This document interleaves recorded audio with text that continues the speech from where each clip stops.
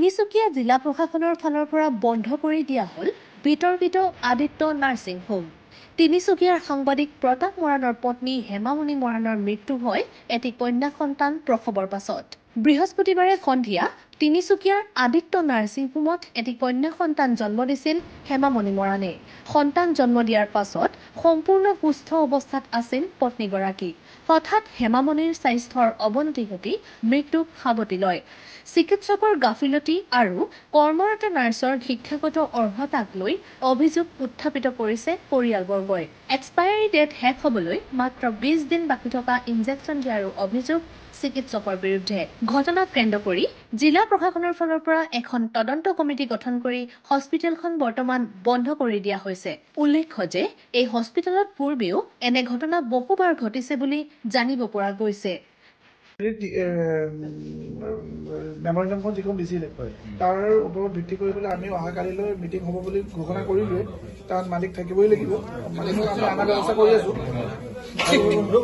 আৰু হেৰি থাকিব কি বুলি কয় তেওঁ থাকিব আৰু বাকী যি দমন কথন বা ৰাইজে যিটো হেৰি দিছে যিখন মেমৰেণ্ডাম দিছে তাৰ ওপৰত তেওঁলোকে সিদ্ধান্ত লৈ পেলাই আহি পেলাই কালি আমাক জনাব লাগিব আৰু তাৰপিছত বাকীখিনি কথা হ'ব। ইয়াত কোন ডাক্তৰ মানে আছিলে, তেওঁ কি চৰকাৰী চাকৰি কৰিছিলে, চৰকাৰী চাকৰি কৰি তেওঁ কেনেকৈ ইয়াত প্ৰেক্টিছ কৰিছে, কোন নাৰ্ছ কি তেওঁৰ শিক্ষাগত মানে টেকনিকেল কোৱালিফিকেশ্যন কি আছে, নাৰ্ছ হ'ব তেওঁ উপযোগী হয়নে নহয় গোটেইখিনি তদন্ত আওতাত আহিব। সেইখিনি পৰ্যায়ক্ৰমে এইবিলাক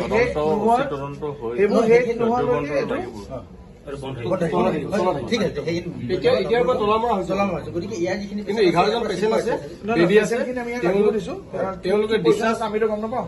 গতিকে যিখিনি হেৰি কৰিব লাগে কি বুলি কয় ৰিলিজ দিব লাগে কালি ভিতৰত ৰিলিজ দিব দিছো আৰু বাকীখিনি 2 দিনতে চব ৰিলিজ দিব দিছো। মানে কি 11জন পেচেণ্ট ক'ৰবাত 2-3 দিন লাগিব পাৰে, তেওঁলোকে অপিডিও নহয় আৰু নতুন নহয় আৰু মানে কোনো পেচেণ্ট ইয়াত আহিব নোৱাৰে যেতিয়ালৈকে কমপ্লিট ইনভেষ্টিগেশ্যন নহয়। আৰু আমাৰ দাবীখিনি থকা পেচেণ্ট কিন্তু প্ৰব্লেম হ'ব নালাগিব না। অপাৰেশ্যন আপুনি কৰিছিল? হয়, কেই ঘণ্টাত হ'লে অতি? অটি নহয়, অটি কৰাৰ পিছত মানে আমি পোষ্ট অবজাৰভেশ্যন ৰখা হয়। তাত ৰাতিপুৱালৈকে আছিলে, ৰাতিপুৱা মই চাইছোঁ। কাইলৈকে ক্ৰিটিকেল নাছিলে বুলি কৈছে আপুনি ইতিমধ্যে ক'লে। মানে ক্ৰিটিকেল এনেকুৱা নিচিনা, তেওঁকতো মই 9 মাহৰ পৰা চাই আছোঁ। 5 মাহত যেতিয়া ভৰি ফুলিছে এটা PIH বুলি কয়। তাৰপিছত তেওঁক মানে আমি মানে গোটেইখিনি প্ৰতাপতেতো প্ৰায় আহি থাকে আমাৰ ওচৰত, এণ্টিনেণ্টেল চেকআপ ধুনীয়াকৈ হৈ আছে।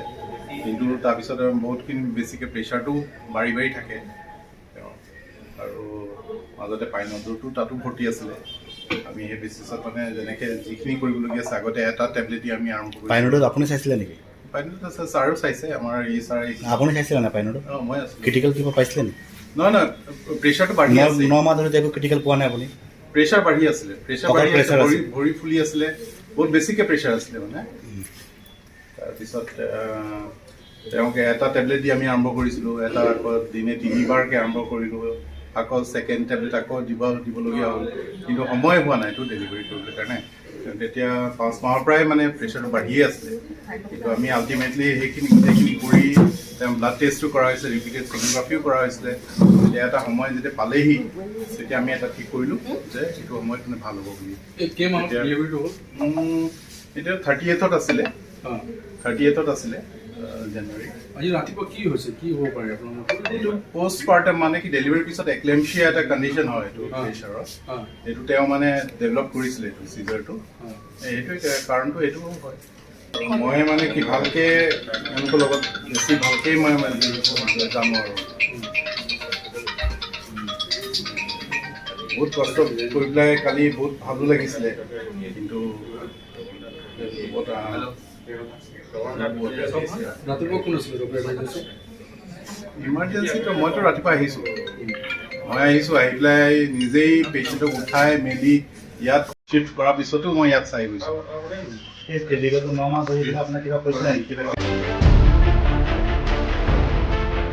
Bureau report B+N।